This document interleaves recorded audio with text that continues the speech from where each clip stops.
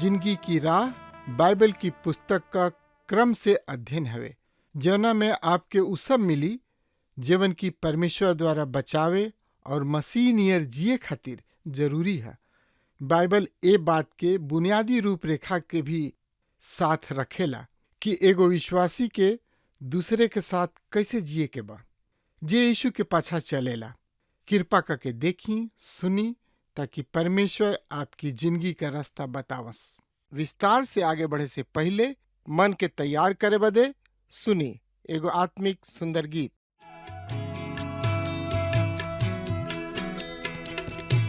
यीशु के शरणवा में शांति मिली है भाई, यीशु के आराधना में मन दा लगाई, यीशु के आराधना में मन दा लगाई, यीशु के आराधना में।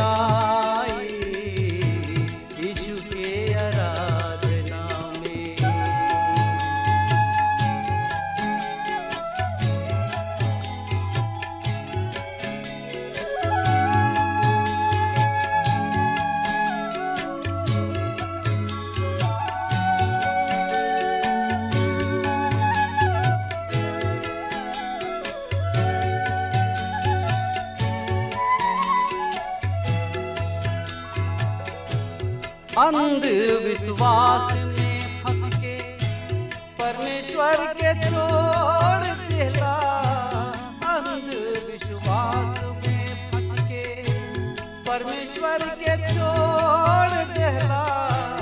सोच विचार के देखा जिंदगी में का पैला, माटी के शरीर एक दिन माटी के शरीर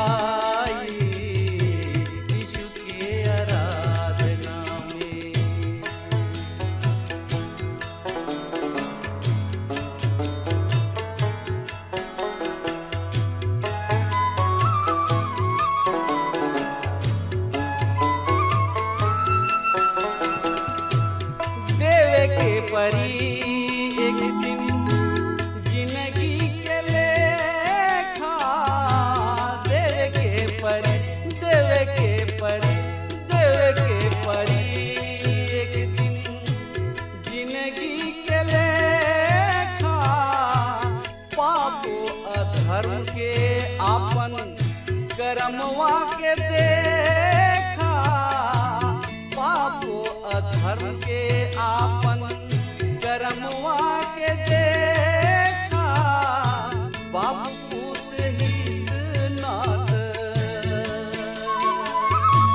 बाप पूत हित नाथ, केहू ना बचाई, यीशु के शरणवा में शांति मिली है भाई, यीशु के आराधना में मन त लगाई, यीशु के आराधना में।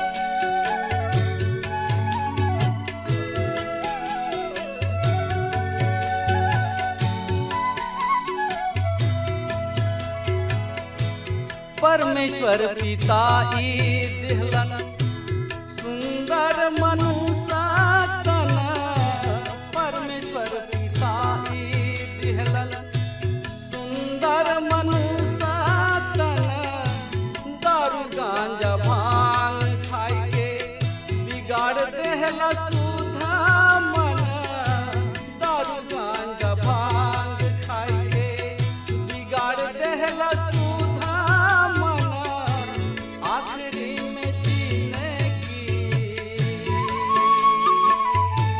आखिरी में जीने की बेकार हो जाई, यीशु के आराधना में। हाँ प्रिय श्रोता मित्र भाई बहन, पिछला संदेश में हमने के देखले रही जा प्रकाशित वाक्य किताब 14 अध्याय के 9 से 16 पद के, और आज हमने के देखे के प्रकाशित वाक्य किताब 14 अध्याय के 17 से लेके 20 पद के। और वो संदेश में छठवा स्वर्गदूत के भी तनकी सा झलक के देखले रही जा, जिसे अपना अग्नि पर अधिकार बा और उनका हाथ में भी हंसुआ बा जौन की दंड के प्रतीक ह। उ ऊंचा आवाज में उनका से कहताने जौन की बदरी पर बैठल बने और पृथ्वी के दाखलता के गुच्छा यानी कि झोंप के काट ले, काहे कि उ पाक चुकल बा। इ चित्र ह और मिगिदोन के युद्ध के, और इहे उ चित्र ह जौन की यशायाह नबी अपना किताब के 63 अध्याय के 1 से 6 पद में दर्शौले बने। ई के ह जौन की एदोम देश से लाल कपड़ा पहिरले तीसरा नगर से आ रहल बने। उनकर पहिरावा फूलल बा, उ अति बलवान हमें, उ झूमत चलत आ रहल बने। ई हम हई, हम विजय के घोषणा करतानी, हम मुक्त करे में समर्थ बानी। तुहार कपड़ा लाल काहे बा? तुहार पोशाक अंगूर रस निकाले वाला के कपड़ा के समान लाल काहे बा? हम अकेले ही रस कुंड में अंगूर रौंदले बानी, कोनो भी कौम के लोग हमरा साथ ना रहन। हम क्रोध में ओकरा के रौंदनी, हम प्रकोप में ओकरा के कुचलनी। उनका कपड़ा के छिटका हमरा कपड़ा पर आ पड़ल, एकरा से हमार कपड़ा सब पर दाग लाग गोइल, यानी कि धब्बा लाग गोइल। हमरा दिल में प्रतिशोध के दिन विद्यमान रहे और हमार लोग के छुटकारा दिवस के बरिस आ रहल बा। हम यहाँ देखनी पर हमार सहायता करे वाला केहू न रहे। हम चकित रही पर हमारा सहारा देवे वाला केहू न रहे। अतः हमार भुजा ही विजय प्राप्त कैल, हमार प्रकोप ही हमरा के सहायता दिलस। हम कौम के अपना क्रोध में रौंद डलनी, हम उन्हें अपना क्रोध के मदिरा पियौनी हम उनकर जिंदगी रक्त पृथ्वी पर उजिल दिहले। ई उज्जवल चित्र प्रभु यीशु मसीह के पहला आगमन के ना ह। ई ओह मसीह के जवन की न्यायाधीश के रूप में पुनः वापस लौट रहल बने। श्रोता मित्र भाई बहन, असाया के समय में अंगूर से निकालने के ढंग से ई रहे कि मनुष्य दाग के कुंड में घुस के गोड़ से कुचलत रहे। एकरा के दाग रौंदल कहल गुल रहे और ओ समय अंगूर के लाल रस उनकर वस्त्र सब पर छीटा के रूप में पड़ जात रहे। अब यहाँ जौन चित्र बा ओकरा में हमनी के प्रभु यीशु मसीह के सुघर कपड़ा पर अंगूर के रस के लाल छिटका देख रहल बानी जा। माना उ दाग के कुंड में दाख रौंद के आयल होके। श्रोता मित्र भाई बहन, जब प्रभु यीशु मसीह पहला हाली एह पृथ्वी पर अइले, ओ ओहनी लोग के खातिर आपन जान दे दिहले, पर ओहनी लोग उनका के ठुकरा दिहले। उनकर केहू मूल्य न जानल। पर अब उ दुष्ट व हठीला मानव के गोड़ से रौंदे पर बा और ई ओ दुष्ट सबके खून ह जौन की बहावल गुल बा, जेकर छिटका प्रभु के कपड़ा पर दिखाई दे रहल बा। हमरा आशा बा श्रोता मित्र भाई बहन, रुआ ए व्यवस्था के समझ रहल होखब। प्रभु यीशु मसीह विरोधी सब के ओह स्थान पर जमा करी हैं। हाँ श्रोता मित्र भाई बहन, हर मिगदोन तथा यूनानी भाषा में अर्मागिदोन कहाला, जैसे कि प्रकाशित वाक्य किताब 16 अध्याय के 16 पद में पढ़तनी जा। ई कोनो साधारण युद्ध ना ह, वरन महायुद्ध होई। उ हर्मिगिदोन के युद्ध होई। ई मेमना के क्रोध के समय होई। लोग उनका प्रकोप से बचे खातिर पहाड़ सब से कहिए कि उनका पर गिर पड़े। वो दिन दुष्ट और पापी जन मेमना के नजर से लुकाए के प्रयास करी हैं, पर लुका ना सकी हैं। ई मेमना अर्थात प्रभु यीशु मसीह के प्रकोप के दिन होई। हम परमेश्वर के धन्यवाद करतनी कि परमेश्वर के धारणा जे मसीह के आपन व्यक्तिगत मोक्षदाता ग्रहण कैले बने और ई पाप सब से क्षमा प्राप्त कैले बने। उ विश्वासी सबके समूह ये प्रकोप के अनुभव ना करी, काहे कि उ पहले ही प्रभु यीशु मसीह द्वारा बदरी पर उठा लिहल जी हैं। संक्षेप में जो उनकी मेघा आरोहण के अनुभव करी हैं, उ महाक्लेश व हर मिगिदोन के अनुभव ना करी हैं। यशायाह नबी की किताब 34 अध्याय के 1 से 3 पद तथा 6 पद के देखी। ई कैसन अद्भुत चित्र ह। मेमना के बहुमूल्य रक्त ठुकरावल गुल बा, उनकर अवहेलना के कोइल गुल बा, और जे परमेश्वर के नाम के इनकार कैले बने और पशु के पूजा कैले बने, उनका खून से पृथ्वी स्नान करी। ई अति भयानक ह। ई दिल के दहला देवे वाला बात बा। जौना तरी पाकल अंगूर पैसा से रौंदल जाला और ओकरा रस के छिटका रौंदे वाला के कपड़ा पर पड़ता, वही तरी ई मानव परमेश्वर के दंड के रस कुंड में डाल के रौंद दिहल जाई। दुष्टता पर मन लगावे वाला परमेश्वर के और ओकरा घराना के तुच्छ जाने वाला परमेश्वर के भक्त के सतावे वाला, सत्य के विरोध करे वाला ए अहंकारी सब ध्यान पूर्वक सुना। तोहरा के परमेश्वर रस के कुंड में पड़ल अंगूर के समान रौंद के राखी क दी है। अपना भविष्य पर विचार कर। अभी समय बा, मन फिरा ल, पछताप कर। परमेश्वर के मसीह के अपना व्यक्तिगत मोक्षदाता अपन प्रायश्चित स्वीकार कर ल, ताकि आए वाला भयानक प्रकोप से बच जा। परमेश्वर तोहरा विनाश में ना वरन तोहरा उद्धार में रुचि रखेले। उ तोहरा के हर मिगिदोन के भयानक अनुभव से बचावे चाहताने। प्रकाशित वाक्य किताब 14 अध्याय के 19 से 20 पद एह तरी से बता रहल बा। सुनी ध्यान से, हम ए पद के रोज सामने पढ़तानी। ए पर स्वर्गदूत आपन हंसुआ चलावले और पृथ्वी के दाग के बारी के फसल बटोर के ओकरा के परमेश्वर के कोष रूपी विशाल कुंड में डाल दिहले। नगर के बहरी कुंड रौन दिहल गोइल और ओकरा में से जवन रक्त निकलल उ 300 मीटर के दूरी तक घोड़ा के बागडोर के ऊंचाई तक पहुंच गई। हाँ श्रोता मित्र भाई बहन, ई छठवा स्वर्गदूत दंड के काम के शुरू करताणे। उ पृथ्वी के दाखलता से अंगूर के गुच्छा काट के परमेश्वर के प्रकोप के विशाल रस कुंड में डाल दिहल गइल बा।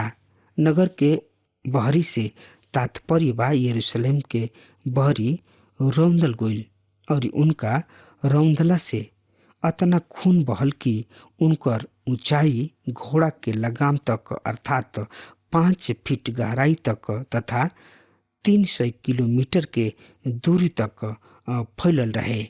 ई दान से बेर्शेबा तक के दूरी तक बा। इस समस्त फलिस्तीन देश एह युद्ध के स्थल हुई, जौन के अरमागिदोन के नाम से जानल जाला। श्रोता मित्र भाई बहन, ई अभिमान महाक्लेश युग के मध्य काल से शुरू होके प्रभु यीशु मसीह के दूसरा आगमन पर समाप्त होला। भजन 95 3 से 7 पद में एकर पूर्व घोषणा कुल गुल बा। आई यही पद के पढ़ ले जाओ। यह पद में एह तरी से लिखल बा, ओ परमवीर यश प्रताप से आपन तलवार कमर पर धारण कर। उनका यश के समृद्धि होखे, सत्य और न्याय के रक्षा के खातिर तू सवार होख। तोहार दहिना हाथ तोहरा के आतंकपूर्ण काम के खातिर प्रेरित करे। तोहार वाणी छीणा बा, उ तोहरा शत्रु सब के दिल के बेचेलन। कम तोहरा चरण पर गिर पड़ल बिया। तोहार सिंहासन युग युगांत स्थिर है, जौन की परमेश्वर तोहरा के देले बाणे। तोहार राजदंड न्याय के राजदंड है। तोहार धार्मिकता से प्रेम करलन और दुराचार से घृणा। ऐसे परमेश्वर तोहार साथी सब से तोहार अलग कर। हर्ष के तेल से तोहार अभिषेक कोइले बाणे। हाँ श्रोता मित्र भाई बहन, एकरा के मसीही भजन कहल जाला, काहे कि ई मसीह अर्थात मसीहा के विषय में बतावेलन। हमनी के 4 बात पर विशेष ध्यान देवे के बा। श्रोता मित्र भाई बहन, पहिल का है पाप एगो भयानक वस्तु है। दूसर का है पाप इस संसार में बा। और तीसर का है श्रोता मित्र भाई बहन, हम और रउआ पापी हैं जा, और ये पाप के इलाज के एक ही केवल समाधान बा, मसीह यीशु के बहुमूल्य खून, जौन की ऊ पापी मानव के छुटकारा के खातिर दे दिहले और एह तरी पाप से छुटकारा के मूल्य के चुकौले बाणे। चौथ का है श्रोता मित्र भाई बहन, ध्यान से सुनी, हम और रउआ परमेश्वर के दंड के भागी हैं जा, पर हम एक ही साधन से बच सकी न जा, ऊ है प्रभु यीशु मसीह द्वारा कलवरी के क्रूस पर कोइल गइल अद्भुत और महान कार्य। पवित्र बाइबल हमनी से एगो सवाल करले, जौन के जवाब परमेश्वर के पास भी नइखे। ऊ सवाल है इब्रानी के पत्री 2 अध्याय के 3 पद में, हम ऐसा महान उद्धार के ठुकरा के कैसे बच सकतानी? केकरा से बचे के बा? दंड से बचे के बा। महाक्लेश युग परमेश्वर के महादंड के समय है। एकरा से बचे के एगो केवल ढंग मसीह यीशु हमें उहे के केवल उहे एगो मांग है। ई दंड मसीह यीशु के ठुकराए वाला पर आई, ई मसीह विरोधी पर हुई। ए मानव जाति मसीह के ठुकरा दिले बाणे। परमेश्वर के एकलौता बेटा के गोड़ तले रौन दिले बाणे। परमेश्वर के अनुग्रह और प्रेम के, परमेश्वर के धीरज के, परमेश्वर के दुर्बलता व मूर्खता समझ ले बने। उ परमेश्वर के वाचा के खून के अपवित्र जन ले।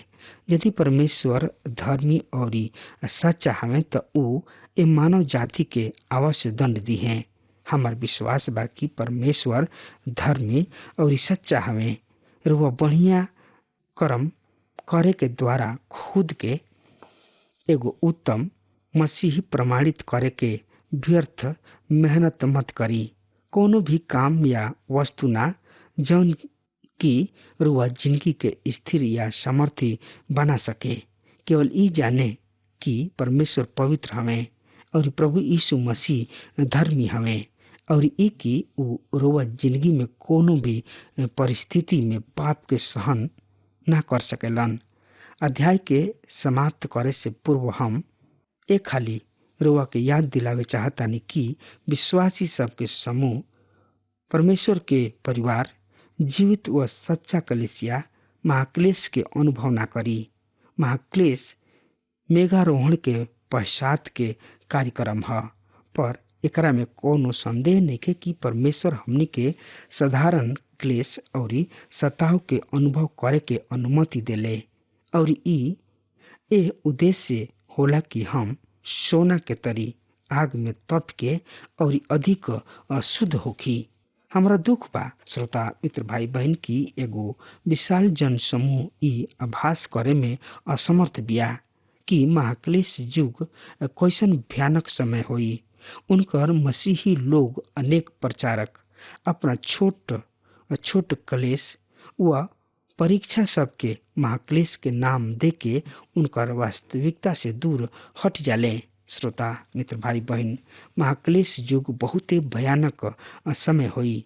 ओ समय परमेश्वर के दंड एक ग्रह पर होई और शैतान के खुलल छूट होई कि ऊ अपना अगुवाई सबके नरक के खातिर जमा करे।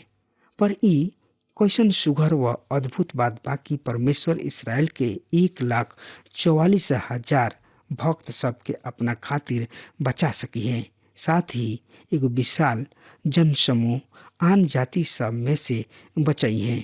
का वो अपना योग्यता से बची हैं? का केहू ओहनी लोग के सहायता करी?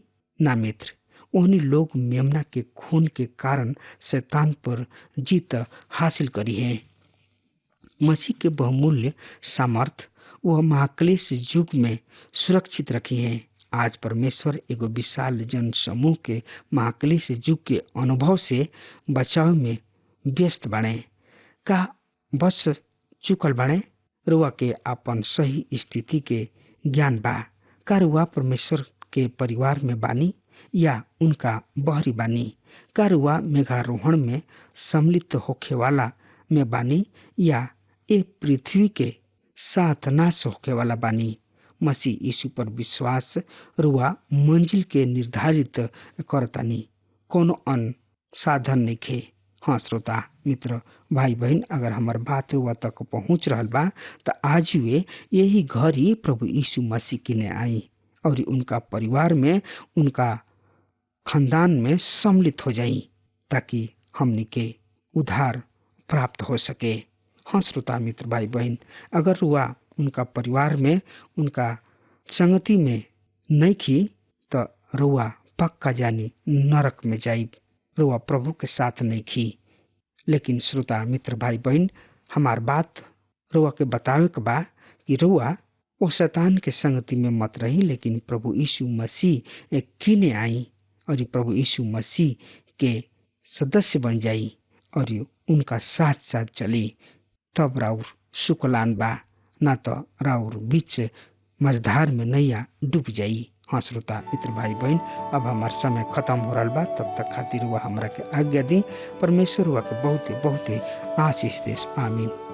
हमके विश्वास बा कि ई कार्यक्रम आप सब खातिर फायदेमंद सिद्ध भइल हुई। अगर आप सबके लगे बाइबल से चाहे आपकी निजी जिंदगी से कोनो सवाल होके, चाहे कोनो समस्या खातिर प्रार्थना करावे चाहतनी तो हमारी फोन नंबर पर जरूर संपर्क करें और आज का दिन आप खातिर सुखद बनावे।